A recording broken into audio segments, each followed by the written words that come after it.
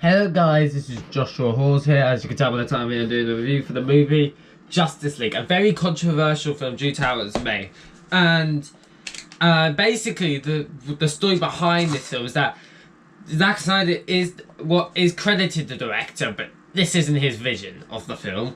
And the reason why is because he filmed all the stuff, it was all done. He had this 4-hour epic that was probably going to be a 3.5-hour movie at best, let's be honest, for a theatrical release. But it's a 4-hour epic movie. And he unfortunately had, after they had filmed everything, he unfortunately had to leave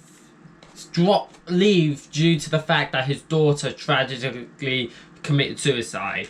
And Joss Whedon was put in for post-production. But he completely changed it when he did reshoots. He completely changed it to his vision of what he would think of this film, as not Zack Snyder's vision, which, personally, I think that's a bit distasteful. Like, the director's going through a tragedy like I couldn't even imagine, and you completely change his film. Can you not even have a little, Like, I just think that's a bit distasteful. So, I'm not saying it's completely Joss Whedon's fault. Apparently, some of it's got to do with Warner Brothers, because his films didn't do so well in terms of how people received them, so they wanted to completely change. Even though his films are actually really good, I just think they were a little ahead of its time, and people just did not know how to take in those films. Now, when people start taking film with movies like the Snyder Cut, those Man of Steel and Batman v Superman are generally good films. Yes, I have issues with Batman v Superman, but overall it's a generally good thing, and Zack's good film. So, yeah, this is completely not the intended film we're supposed to get, and I feel like that distasteful action of completely changing the film after he had to leave due to the tragedy that happened in his family. I think that's a bit distasteful. But let's just focus on the film. Let's mention the good. The good is that, like, the best part, I think, is that these actors generally seem to work well together. Even if the scenes aren't necessarily the best, or what they're doing isn't the best opportunity, you can already start to see my thoughts on the film. They still work well together, and you can feel that, and because this is a talented cast, they're doing their, although there are issues I'll get into, they're doing the best with what they can. That shows in my thoughts of it, and they work well together. Although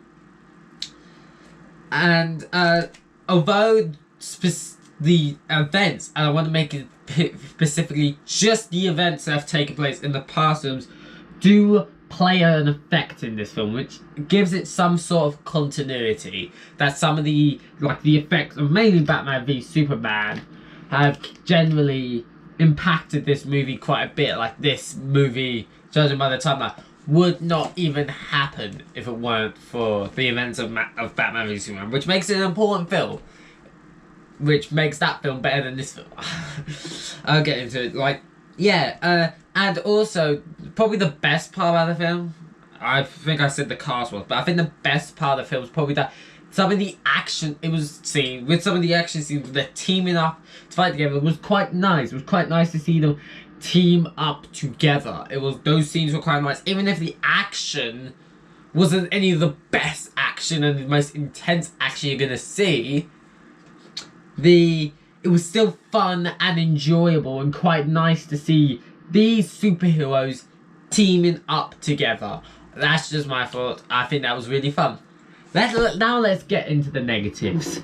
The biggest negative is Henry Cavill's Superman's CGI face.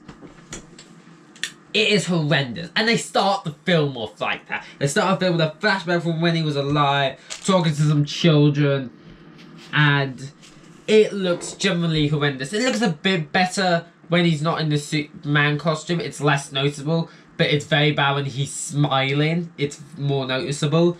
But so if you don't have a massive grin like they did in the film, then when he's not in the Superman suit, it can, be bearable.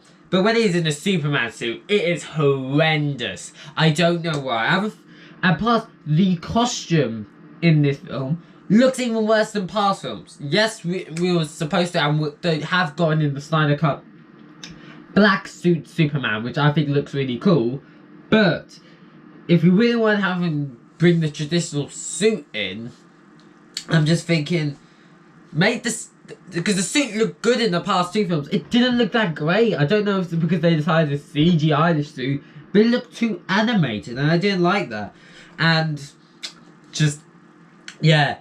And Cyborg gets given nothing. He's just there to be part of the Justice League. And there are storylines that, this is another one, that they tease like potential struggles they go through, but it's just one sentence. It's like a couple of sentences. Some, like for the villain Steppenwolf, it's the idea that he's working for someone, and that's implied that he's working for Darkseid in the Snyder Cut. In this film, you wanna know how many times Darkseid is mentioned? Once. In the entire film. And it's not in the sense of, I work for him. He says, I'm gonna complete this mission for Darkseid or something like that. And I'm just like, because that's the only thing that can make Steppenwolf decent. And he already looks better in the Snyder Cut, I'll be honest, from shots. But in this film, he looks pretty lame. He doesn't have he's just a villain for the sake of being a villain. And that is fine if you have a villain like that. If you establish in concrete he is working for someone else, like they did in Avengers films. They established that Loki was doing this for someone else. So, overall, those are a lot of issues that none of the because they barely touch on stuff, no one in this film has a distinct character, a distinct struggle that connects to the part of the only thing that connects those films is the events. The way these characters act, the way they think, the struggles they're going through is completely different. They're just bland, they're just saving the day because they have to, and they're not going through any mental issues. I'm like, why should I care? Like, this is just, feels like, I think the biggest, it feels like, you know, when, outside of the big superhero events of like saving the world, they have these like small little missions that they have to do with, but that doesn't like hugely affect them, but that's just something they do off screen because that's not interesting. This feels like that, and you can't do that for Justice League, your big team up film. Yeah, another one is that they introduced, this is the introduction of not 1, not 2, but 3 new characters, main characters. Cyborg's given nothing apart from a basic character origin. Aquaman's pretty decent in this film. He's alright. He makes the best with he's got. I do think he's better in the Aquaman movie. And the Flash, can I even call him a superhero? Like, I like the actor. The actor did the best what he's got. But I think he's a talented actor. But the comedy he's given isn't funny. He is not a good superhero. He does nothing heroic within the entire film. And the one time he actually did something heroic, like what, it literally gets overshadowed immediately by something that Superman does. What, like, I think, and the biggest problem is that apart from the events, it just feels tonally completely different from the rest of the film. It feels completely different tonally, and it doesn't feel like at all what the past movies were building towards. It feels nothing like that. I don't know what to say about this film. I don't hate it. It's fine. It's enjoyable, but it's just, I don't like it. I don't hate it. It's just meh. Like, nothing in this film made me feel like this is a big team-up movie. Because even the first Avengers movie, that felt like a big team-up movie. Which, this is their Avengers. This is supposed to be, like, the crutch of their universe. And nothing special's happened. I've never felt any, like, that was bad. And I never felt any, like, yeah, okay, great, that's a really cool scene. I just went, okay. And you can't do that with a film that's supposed to be your biggest movie yet in the DCEU. Okay, I'm gonna calm down. I'm going to be watching Aquaman tonight so I can get a review out in a couple of days. That should hopefully put me in the better mood because it's just a fun film. Like, I just don't know what to make of this film because I don't like it, but I don't hate it. I just... meh. Like, it's just meh. Like, what can I do with meh? Meh. The entire film, it was just one emotion. Meh. Like, what can I... Like, there's nothing special about this. And it annoys me because I can easily tell that this is an uncompleted film that had to go through changes and scenes that there are loads of unnecessary scenes that are probably added in during the reshoots. Because pretty much this entire film is not the Zack Snyder version. Like, I think there's less than 10% of Zack Snyder's movie in this. I heard something like. So this is pretty much Joss Whedon's Justice League. And he did direct Avengers. I will give him that. But this is just not good. I'm sorry. It's just not that great. I'll give it 4.5. Like, it's just meh.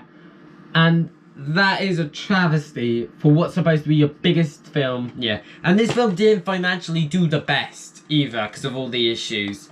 Yeah, 4.5. I think once I get the Snyder Cut, it's very likely when I go for the DCEU films, I'm going to be watching that version instead of this version. I'm sorry, it's just... Even if the stories that they tease in the film don't come into fruition, at least the story they told within 3 movies will be completed and not completely wasted. 4.5 out of 10. Like, it's just meh. I'll watch it when I have to, when I go through all these... When I go through the DCU, I will watch it, probably the Star version in future. It's just meh. 4.5 out of 10. Anyway, that was a bit negative than what I usually do. I hope you enjoyed this video. If you did, don't forget to like the video, subscribe to the channel, let me know. Subscribe to the channel here, and yeah, let me know if what your thoughts of this film are in the comment section below. Make sure you turn on notifications so you never miss a video, and I'll see you all in the next one. Bye, guys. And my voice, I'm really mad.